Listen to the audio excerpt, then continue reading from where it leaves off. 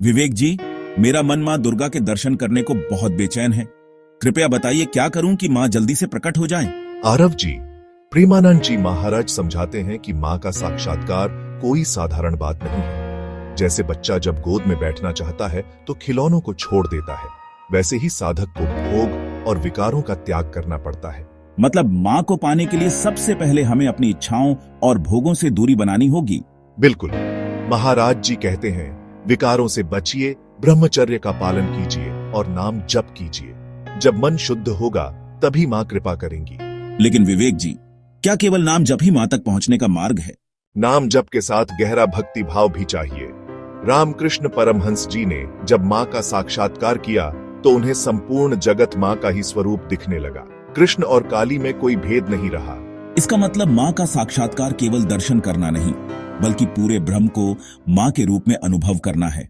सही कहा। प्रेमानंद जी महाराज बताते हैं कि मां का साक्षात्कार ब्रह्म साक्षात्कार है।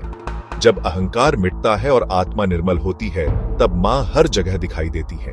तो मां को बुलाने के लिए साधक को क्या तैयारी करनी चाहिए? साधक को अपने भीतर का कूड़ा कचरा हटाना होगा, वासनाएं, क्रोध, लोभ और अहंकार। महाराज जी कहते हैं कि मां आने को तैयार है, लेकिन स्वागत की तैयारी हमें करनी है। यह तो बहुत गहरी बात है। लेकिन मां को किस भाव से पुकारना चाहिए, माता, सखी या प्रेयसी? जिस भाव से पुकारोगे मां उसी भाव में प्रकट होंगी। महाराज जी ने कहा, मां माता भी हैं, प्रीतम भी और सखा भी। सब रूप एक ही शक्ति के हैं। तो इसका मतलब मां केवल मंदिरों तक सीमित नहीं, वे हर जगह विद्यमान है। बिल्कुल। शास्त्रों में आता है, या देवी सर्वभूतेषु बुद्धि रूपेण संस्थिता, नमस्तस्य नमस्तस्य नमस्तस्य नमो नमः। मां हर प्राणी में बुद्धि और चेतना रूप से विद्यमान है। साधक की दृष्टि शुद्ध होनी चाहिए।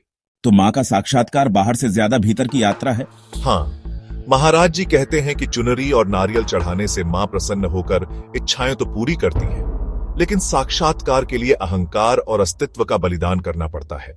समझ गया विवेक जी। मां का दर्शन पाने के लिए पहले हमें अपने भीतर मां जैसी पवित्रता लानी होगी। बिल्कुल आरव जी। जब हम केवल मां की प्राप्ति को जीवन का लक्ष्य बना लेते हैं, विकारों से बचते हैं और नाम जप करते हैं, तभी मां स्वयं प्रकट होती है। यही प्रेमानंद जी महाराज का उपदेश है।